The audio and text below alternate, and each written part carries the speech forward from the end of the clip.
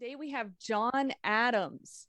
That's right, I just said it. John Adams, the man that is yelling from the rooftops on what's happening with your unallocated and pool allocated silver. And we're going to break a couple of things down today. John, is there somewhere specific that you want to start? Yeah, so probably just to give your audience like a bit of an introduction. I mean, so I'm a professional economist, and I've been studying economics since I was 16, so more than 20 years. I've had a very interesting career. I've worked in federal parliament with the equivalent of your US Congress. I've been an economic advisor, and I've worked in the political circles, and been a bureaucrat. I've worked for a big four accounting firm as a management consultant, and probably since about 2016, that's when I started looking at this economy, and I said, like, something that's really, really wrong here. And I started writing a whole bunch of articles for Australian media companies. Like the biggest newspaper here in Sydney is the Daily Telegraph. And in 2016, I think I wrote 22 articles about economics and politics and culture and a whole bunch of other stuff. And then if your audience goes to Google and types in John Adams Economic Armageddon, you're going to find a whole series of articles I wrote in 2017-18 for Australia's #1 online newspaper, which is called news.com.au, and we worked in partnership there. And then since then, I've created a YouTube channel. It's called In the Interest of the People, and I deal with my co-host Martin North. And we came at this looking at this debt bubble. And Australia's got the biggest household debt bubble in our history. At the same time, we've got the biggest debt bubble in the history of the world. I just putting my economic history cap on. There has never been a debt bubble of this magnitude that has not ended in a catastrophe in one form or another.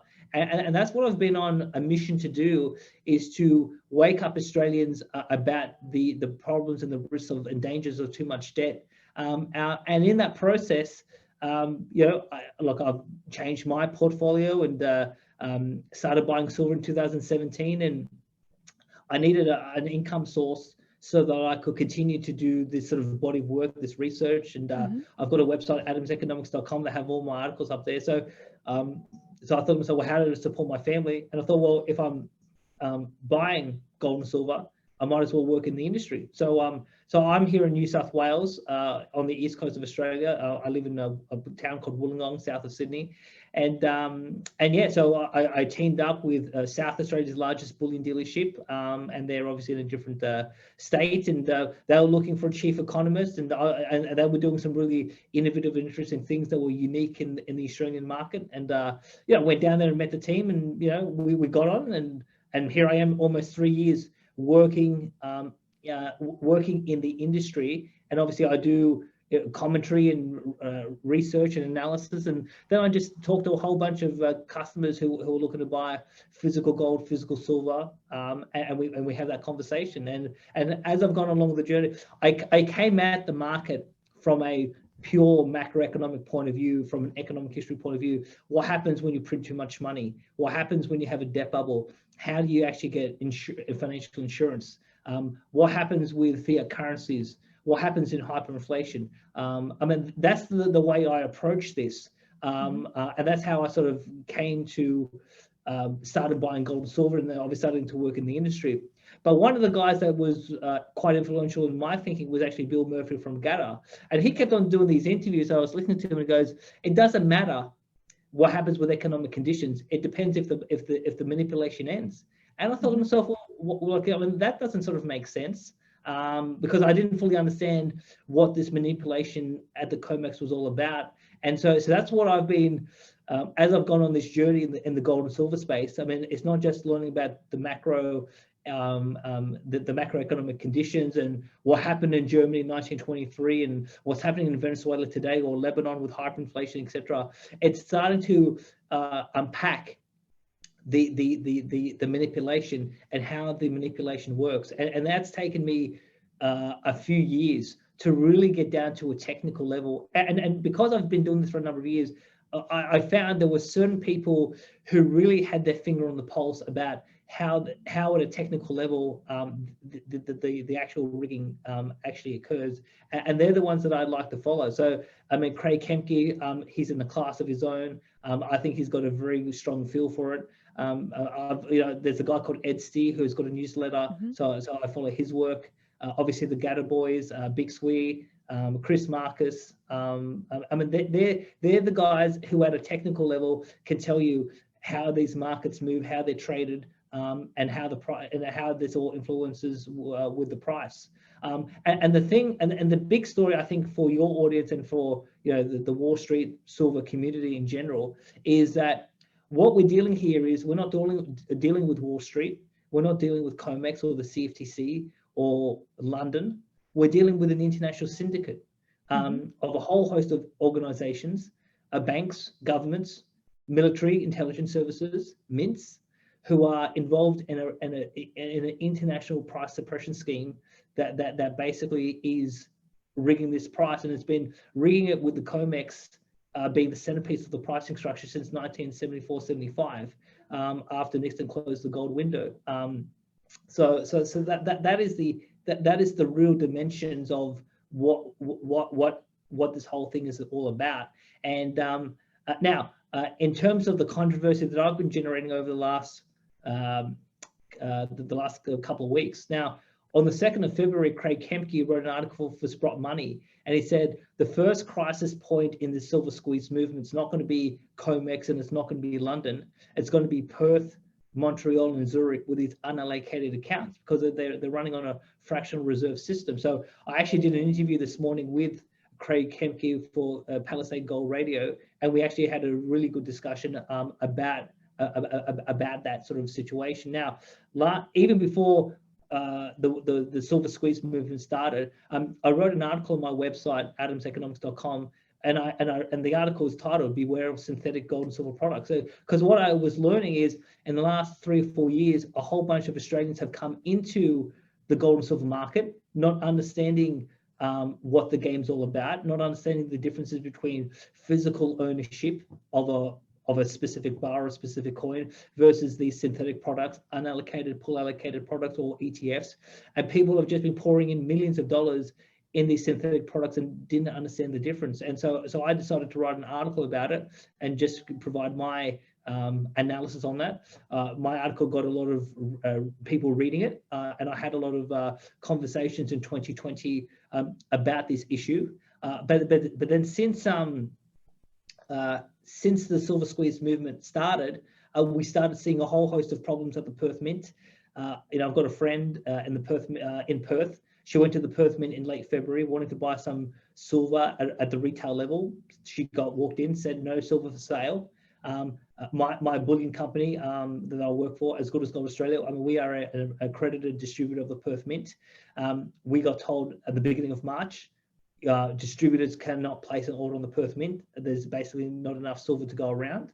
And then in the first fortnight, I just kept on hearing stories of people, because people with these synthetic products who have started to wake up, they said, "Oh, well, I want to actually get physical now." And there was all sorts of people making phone calls, and they were just getting the wrong sort of answers. You can't go to allocated, you can't get physical. It's going to take you weeks, it's going to take you months. And then people are placing new orders on the Perth Mint for just 20 kilos of silver. It's going to take us 4 months to get you the silver. So that's where on the 20th of March, I put out a tweet, and I said, I'm hearing horror story after horror story involving the Perth Mint. Customers with synthetic products can't go to physical. The Perth Mint has defaulted. And the reason why, Kenzie, I use the word default, because on the Perth Mint website, it clearly said that if you have allocated, which is, you legally own the silver, and that it's stored in the vault, you get that within 48 hours.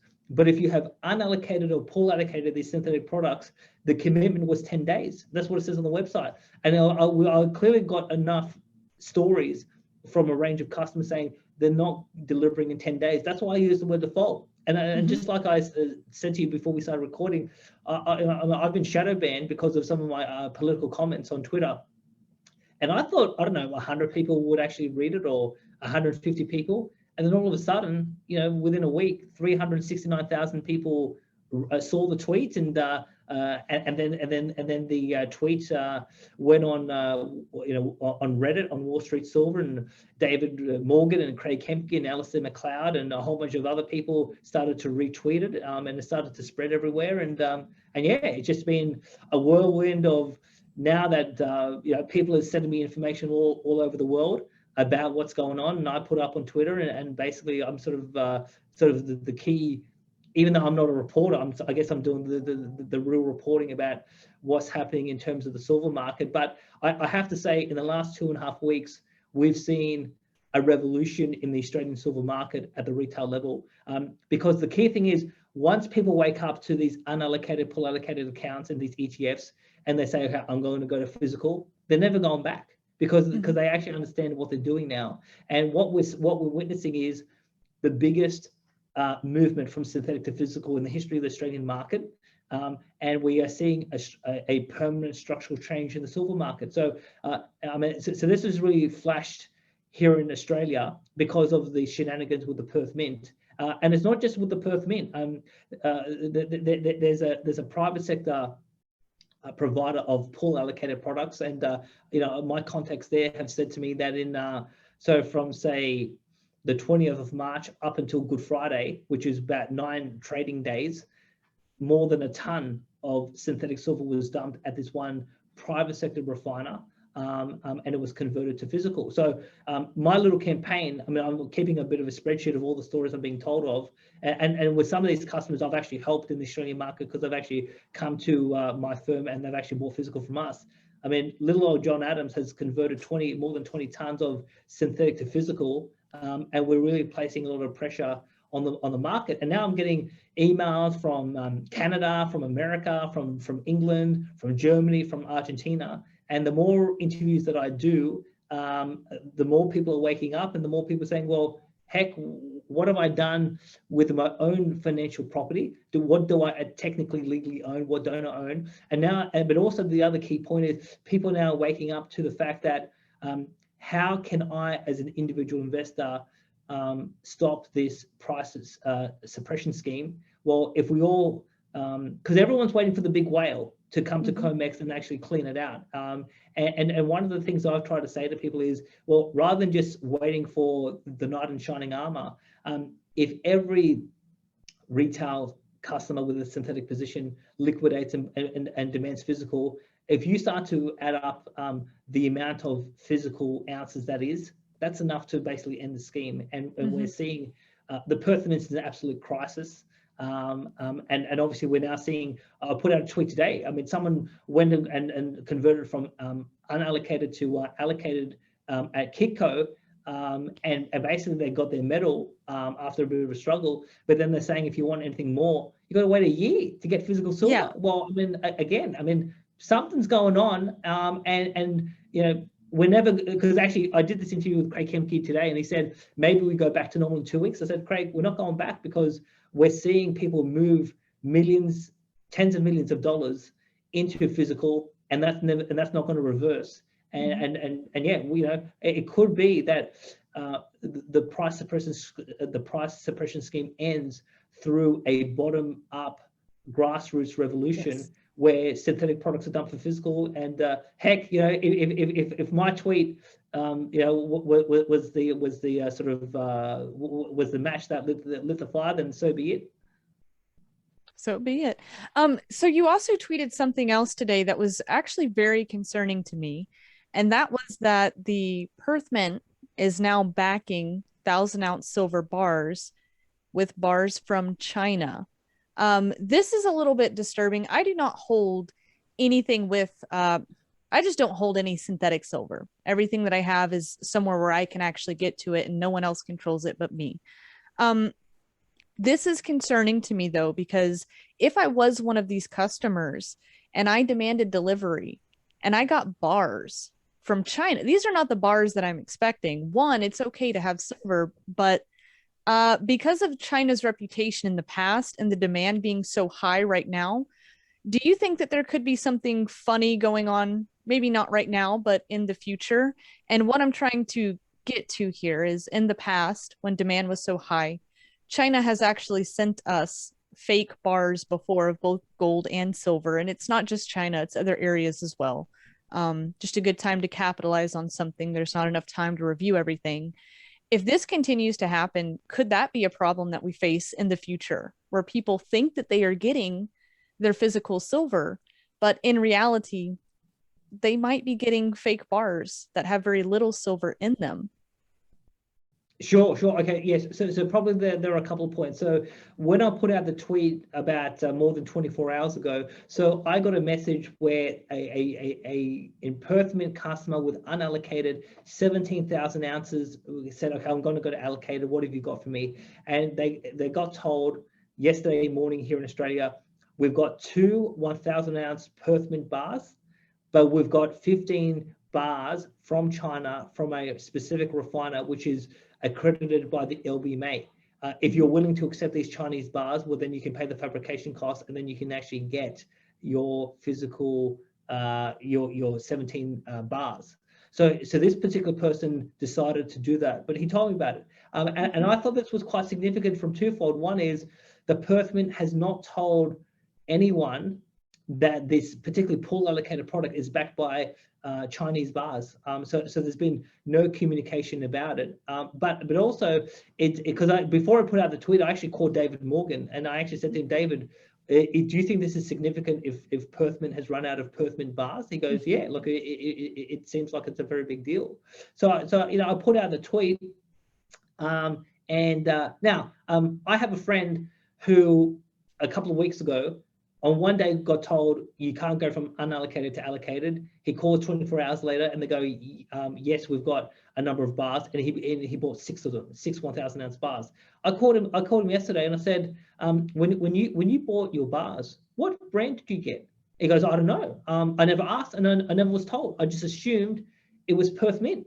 So he's actually going to call today and figure out, well, what did he get? Because he said if it's from China, he won't accept them. Now, but even though he's paid the fabrication costs, but one thing I did say to my friend, I said, well, go check the legal documentation, because I think what Perth Mint has said in their documentation is when you stand for delivery, you will get an LBMA accredited bar. Not that you will specifically get a Perth Mint bar, but you will get a bar that has been internationally certified.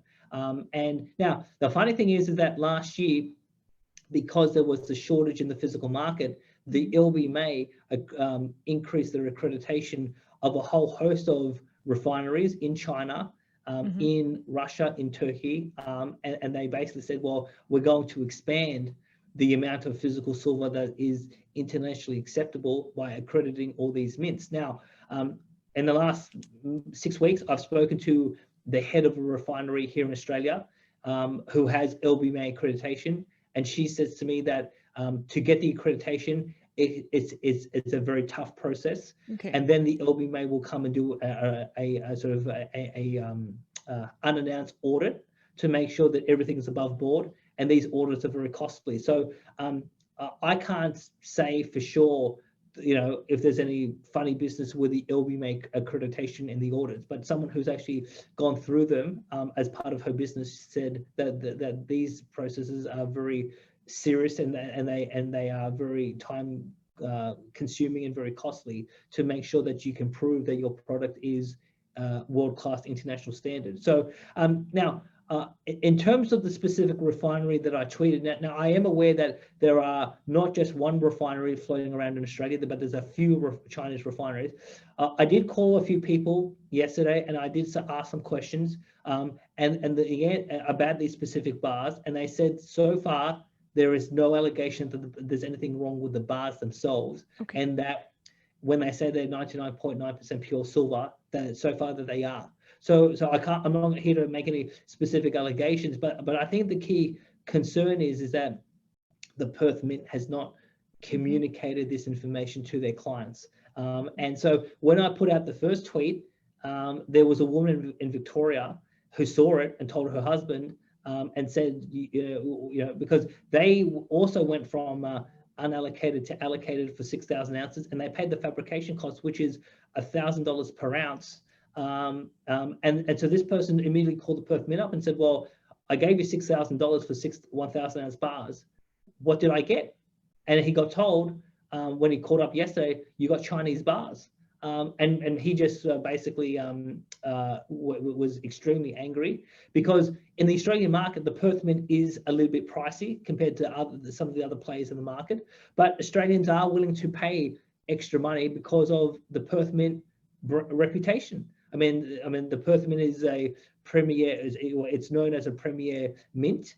Their products are world class, and people are willing to pay that extra money for that world class gold bar, silver bar, gold coin, silver coin, and people don't want to. People, I mean, that's why people are doing business with the Perth Mint. People are not doing business with the Perth Mint because they think they're going to get a bar made in China. So, so he basically threw up a stink and basically started threatening legal action, etc. And just to make him happy, they said, okay, well, we're going to take Perth Mint bars from someone else.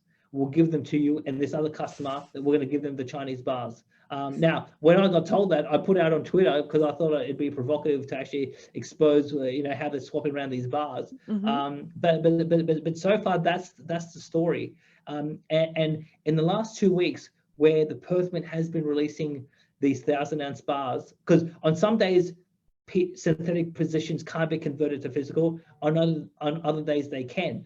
And I've had a whole host of people who have contacted me and said, Perth Mint today gave me 1,000 ounce bars, there's been no problem. Well, dare I say, none of these people have actually checked what brand did they get, which refiner, and they didn't ask, they weren't told, they just assumed. And I think the biggest scandal for this week is a whole host of people are going to start calling up the Perth Mint and saying, well, I've given you these fabrication costs, what product did I get? And I think they're going to learn that. Now, I know for sure in some cases, the bars are a Perth Mint product. So I've had people in the last 24 hours confirm that they did check after I put out an initial tweet, and they did get Perth Mint product. But then there's other people who, because they didn't ask the question, they got a LBMA accredited bar, but it's made in China. And I think there's going to be a huge scandal blowing up this week. And the question I have is, well, how many people were who paid fabrication costs were given a Chinese bar? And that's what we're going to find out in the next 2 or 3 days. Yeah, that'll be interesting to find out, because I believe last year they dramatically increased the prices for fabrication, did they not? It was around 400 or 500%, I believe, for both gold and silver. So fabrication cost has gone up for the customer. And you have to wonder, because they let in these other places, let's say China, Russia, and others come in and give their 1,000 ounce bars, and these are good delivery bars, right? And then we've also got the fabrication increase. I have to wonder, did they see the silver shortage coming? Did they see it ahead of time? Because they've done everything that they can to stop the hemorrhaging and slow it down, but it still has not been enough. And I have to ask you, do you think that they will increase fabrication cost again? Is that a possibility, or what would that do to the customer? Because then cost kind of outweighs, what you get in return. Sure. So the Perth Mint, so you're correct. So on a 1 kilo bar of gold, they increased the fabrication cost by 400%. Okay. And on a 1,000 ounce silver bar, they increased it by 500%. Now, they did this in November by changing the documentation. There was no formal announcement to the market, and a number of customers have been caught surprised by these changes. And it's interesting with this interview I did this morning with Craig Kempke. I said to Craig, it sounds like what they've done is increase, just like when they want to slow demand at COMEX, they increase margin requirements. Well, in the physical market, it looks like they've done something very similar by increasing the fabrication costs with no information or communication with their customers, and no justification for why the increases are so big. Now, the percentage increases do differ on a percentage basis depending on the product. So even, for example, the 400 ounce bar of gold, it's more than 400%. But once you get into like a 1 ounce gold coin or a 1 ounce silver coin, fabrication costs are less than 400 or 500%. So the percentage increases are different depending on the type of product. But to your question, will they do it again? I think anything's possible, but if they do it again, they better have a very good reason for why they've actually jacked them up again. Because I just did this discussion with Big Swee, and you know, particularly if you've gone from pool allocated to allocated, and you're given a Chinese bar, well, why are you paying fabrication cost in the first place? The bar's already been produced; it's already there. Exactly. There's no need to pay a fabrication cost. And the other point I'd make, Kenzie, is if you are paying a fabrication cost now, it's fair to say that fabricating in Australia is more expensive than fabricating in China because we've got a difference in terms of wages. But if you're fabricating for a Chinese bar, well, you shouldn't pay the same rate as fabricating for an Australian bar because the cost is completely different. So there's definitely, they're definitely ripping off and gouging Australian customers and Australian investors with these fabrication costs. And again, you know, they you know, day by day, you know, the last 2.5 weeks, it's been an absolute public relations catastrophe for the Perth Mint because they continue to not answer direct questions. They continue to use the Australian mainstream press, who run propaganda for them, who run these soft puff pieces with no tough questions that actually address the concerns of their Perth Mint customers.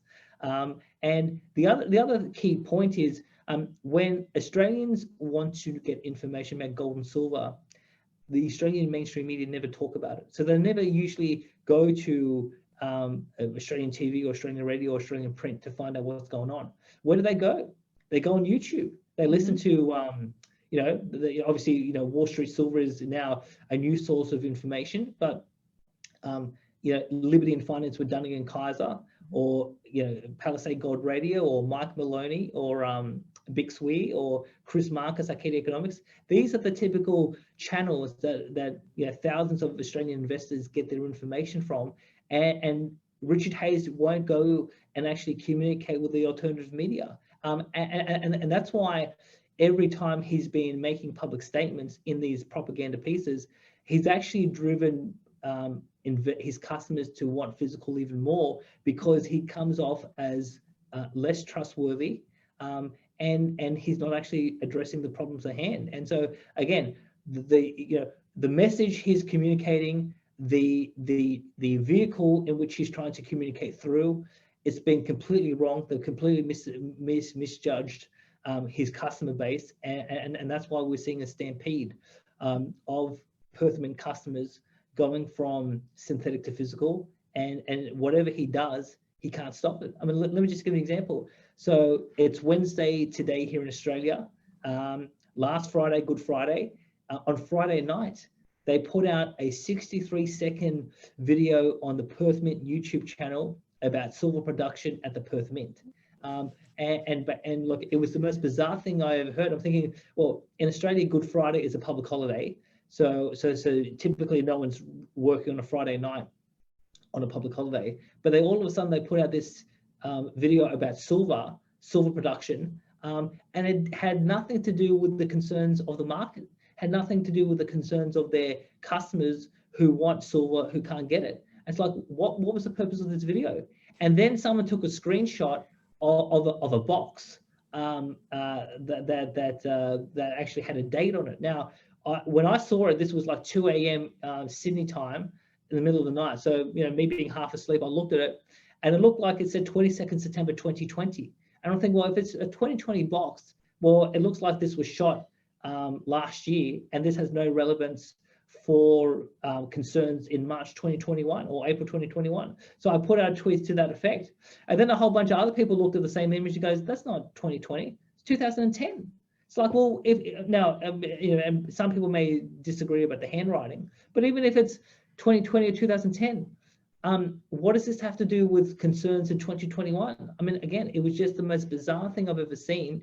And then they do this puff piece on the weekend with Sky News, where they do this 6-minute, 44-second propaganda piece, and someone takes a screenshot of this warehouse full of gold bars that are being labeled with Post-it notes. And I had a bit of fun with that and said, this is the most advanced storage system in the world. And it's just, again, whoever's managing their public relations should be fired immediately, because they've just created the situation 10 times what it could have been if they actually approached their customers in the right way. Exactly. They seem to only be making the problem worse. And what makes me really giddy inside about this, John, is the fact that I believe they are having to spend money doing damage control. And you brought this on single-handedly. You're the guy shouting from the mountains right now that there is a problem here. People have noticed, taken action, and now the Perth Mint has to go and try to fix what they've broken. But I think that we're a little too far from this. I have one more question for you. I know that you're very short on time today, so I've got one more question for you before we have to get out of here. This is just a possibility, and I'm throwing it out there. I asked the same thing to David Morgan. Is there a possibility that people's allocated silver is unsafe? And to take it a step further, is it possible that allocated positions are being used to fulfill those unallocated positions, the people that are demanding silver? Is this a possibility right now? And the Perth Mint is just crossing their fingers, hoping that maybe this will just all stop. People will stop asking for delivery. Maybe they can put out enough propaganda videos to make people feel better inside. I don't see that happening. So my concern here is people that think that they have silver somewhere safe in a vault. It should be segregated and allocated. It's just for them. I'm nervous that this could start moving, and there's nothing that they could do about it. They feel safe. They have no reason to call until that day comes where they need it. As you know, we're in a debt crisis. The day is going to come where someone calls and they want their silver today, and it won't be possible. Sure. Okay, so a couple of points there. It is an issue that moving forward in the next few weeks, I'll be talking a lot more about on YouTube. So the conversation over the last 2.5 weeks has been moving from synthetic to either allocated or physical. But that first step is really, really important.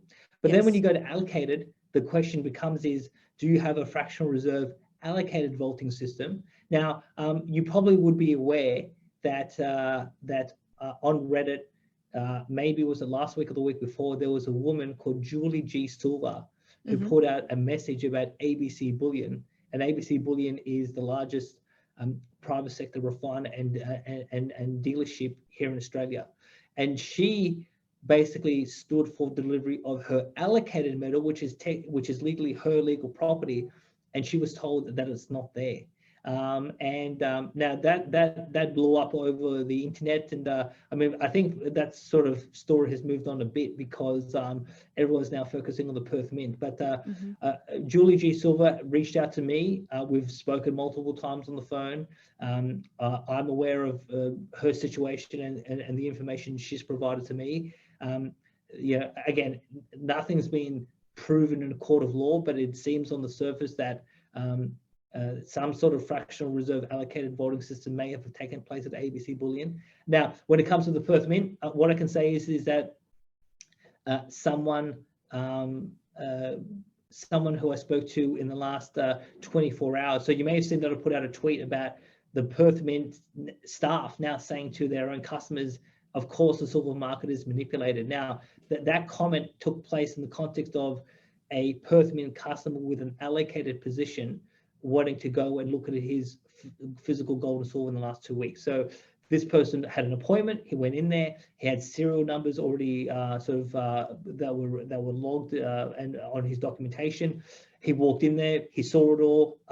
All of it was above board. So he said, "Show me my property," and they were able to show it to him. And so at this stage, I can't say there's any definitive proof or evidence or allegations of something wrong with the Perth Mint. Now, on my most recent silver video on my YouTube channel, In the Interest of the People, I did publish a post that someone put on my LinkedIn profile of a situation or a red flag that this person experienced in 2012 with the Perth Mint.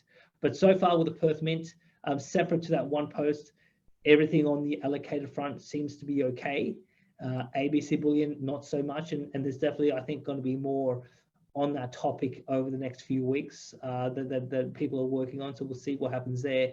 But yeah, David Morgan I mean, the fractional reserve allocated vaulting system happens in two ways. One is that if you buy metal on an allocated basis with a bank, Morgan Stanley, UBS, they never buy the metal and they just use the money to do something else with it.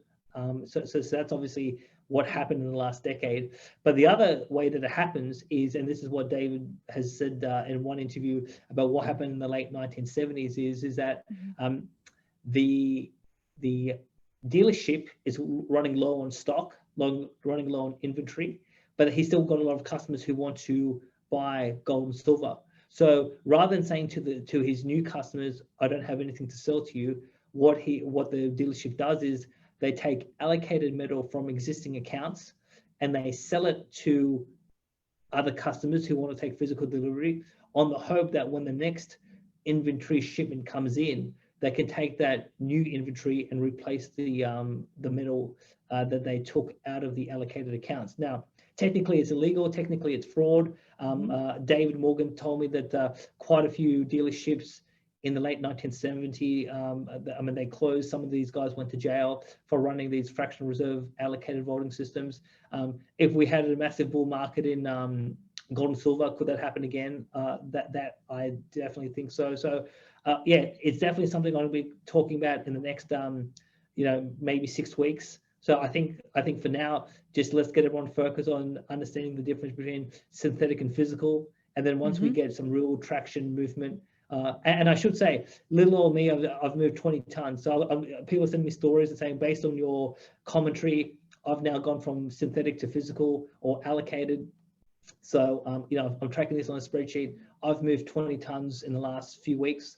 And that movement is clearly going to continue. And once we get everyone awake on that front, well, then there's going to be a question about allocated storage, and yeah, look, there's definitely more to say in that, because I definitely do think that if you are dealing with someone who is LBMA or COMEX accredited, do not vault with them, because the risk of them being desperate because they're running a fractional reserve system as part of an international syndicate, are they willing to screw over allocated customers? I think the temptation is going to be too much for some of these people to resist, and you don't want to be caught short if that happens to you. So again, even in terms of the context of the Perth Mint, in the last 24 hours, a number of allocated customers have contacted me and sort of got my views on this. And I said, well, if you have the ability to take your allocated property out of the Perth Mint vault and to vault in a private vault somewhere else in Australia or offshore, do that. And some people are definitely taking that opportunity up. Awesome. Well, as you keep up with this, I might reach back out to you in the future. I don't know who I want to talk about this yet, or who I want to talk with about this, but I would like to expand on this further, just because of moments that we've seen throughout history. People tend to get a little bit greedy. And even to the point of what could happen if your government changes laws in some of these private vaults that are out there. Could this affect certain people? So this is all stuff that, as we all learn together, I think people should know in the future. But like you said, right now, get physical silver, get it in your hands, put it somewhere safe in your home. I tell people all the time, if you don't have a safe place to put it, just go bury it in the ground somewhere. It'll be just fine whenever you come back. John, thank you for your time today. Do you have anything you want to say to people before you get out of here?